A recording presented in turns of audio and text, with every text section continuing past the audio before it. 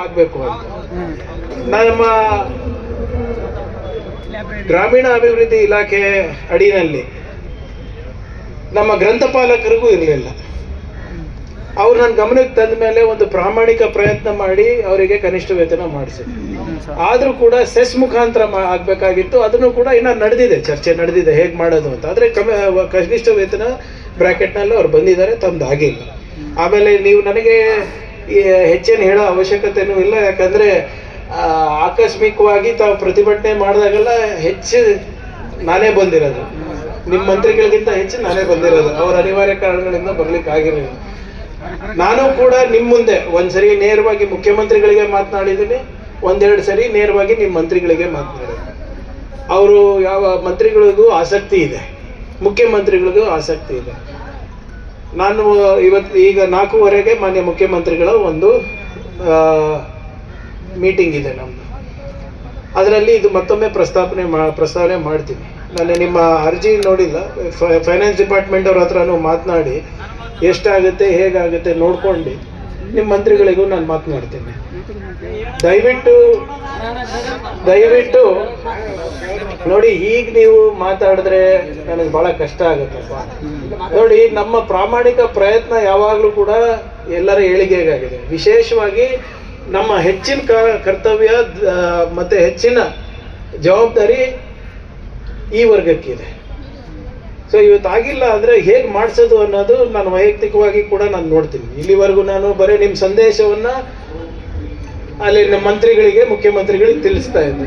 ಸ್ವಲ್ಪ ಸಕ್ರಿಯವಾಗಿ ಚರ್ಚೆ ಮಾಡಿ ನಾನು ಕೂಡ ಜವಾಬ್ದಾರಿ ನಿಮ್ಮ ಮಂತ್ರಿಗಳ ಜೊತೆ ತಗೋತೀನಿ.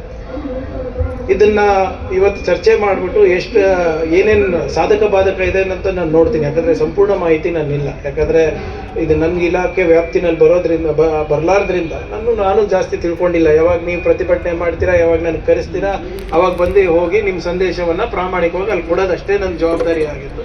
ವೈಯಕ್ತಿಕವಾಗಿ ಸಕ್ರಿಯವಾಗಿ ಇದು ಏನೇನಿದೆ ಹೇಗೆ ಮಾಡ್ಬೋದು ಅಂದ್ಬಿಟ್ಟು ನಾನು ಕೂಡ ನಿಮ್ಮ ಮಂತ್ರಿಗಳ ಜೊತೆ ಚರ್ಚೆ ಮಾಡೋದಲ್ಲ, ಮುಖ್ಯಮಂತ್ರಿಗಳ ಜೊತೆ ನಾನು ಹೋಗ್ತೀನಿ ನಿಮ್ಮ ಮಂತ್ರಿಗಳ ಜೊತೆ. ಆದರೆ ದಯವಿಟ್ಟು ನಿಮ್ಮ ತಲೆಯಿಂದ ಅದು ತೆಗೆದುಬಿಡಿ, ಈ ಸರ್ಕಾರ ಈ ವರ್ಗದ ಜನರ ಜೊತೆ ಇಲ್ಲ. ಪ್ರತಿಯೊಬ್ಬರ ನಾಗರಿಕರು ನಮ್ಮ ಜವಾಬ್ದಾರಿ ಆಗ್ತದೆ. ಮತ್ತು ಯಾರು ವಂಚಿತರು ಇರ್ತಾರೆ ಅವ್ರ ಮೇಲೆ ಹೆಚ್ಚಿನ ಜವಾಬ್ದಾರಿ ನಮ್ದು ಆಗ್ತದೆ.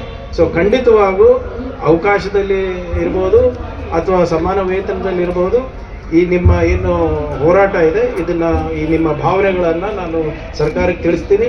ನಾನೇ ಖುದ್ದಾಗಿ ಕೂಡ ಒಂದು ಮೀಟಿಂಗ್ ಕರೆದು ಫೈನಾನ್ಸ್ ಅವರಿಗೂ ಕರಿತೀನಿ, ಮತ್ತು ನಮ್ಮ ಮಂತ್ರಿಗಳಿಗೂ ನಾನು ಕರೆಸಿ ಜೊತೆಗೆ ಇದ್ರ ಬಗ್ಗೆ ಏನು ನಾವು ಮಾಡ್ಬೋದು ಅಂದ್ಬಿಟ್ಟು ಶೀಘ್ರದಲ್ಲಿ ಮುಖ್ಯಮಂತ್ರಿಗಳಿಗೆ ನಾವು ತೊಗೊಂಡು ಹೋಗ್ತೀವಿ.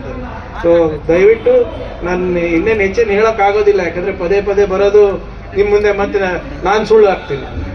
ಆಮೇಲೆ ಈಗೇನೋ ಅಟ್ಲೀಸ್ಟ್ ಸ್ವಾಗತ ಮಾಡ್ತಾ ಇದ್ರೆ ನೆಕ್ಸ್ಟ್ ಟೈಮ್ ಅವ್ನು ಬಿಟ್ಟಿನ ಯಾರಿಗಾನ ಕಳಿಸ್ರಿ ಅಪ್ಪ ಅಂತ. ಸೊ ಅದರಿಂದ ಇಲ್ಲ, ಒಂದು ನಿಮಿಷ ಇರಪ್ಪ, ನಾನು ನಿನಗೆ ಹೇಳತ್ತೀನಿ, ಕೇಳಿಲ್ಲಿ ನಾಗರಾಜ ಕೇಳು.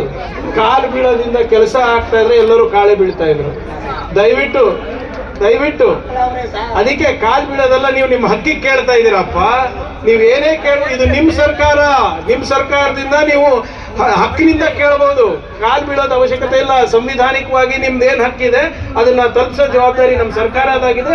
ವೈಯಕ್ತಿಕವಾಗಿ ನಾನು ಈ ಕೇಸನ್ನ ನಾನು ಮುಖ್ಯಮಂತ್ರಿಗಳ ಹತ್ರ ನಾನೇ ತಗೊಂಡು ಹೋಗ್ತೀನಿ, ಮಂತ್ರಿಗಳ ಜೊತೆ. ಸ್ವಲ್ಪ ತಾಳ್ಮೆಯಿಂದ ಇಲ್ಲ, ವಿಶೇಷವಾಗಿ ಖಂಡಿತವಾಗಿ ದಯವಿಟ್ಟು ನೋಡಿ, ನಮ್ಮ ಇಲಾಖೆ ಸಚಿವರು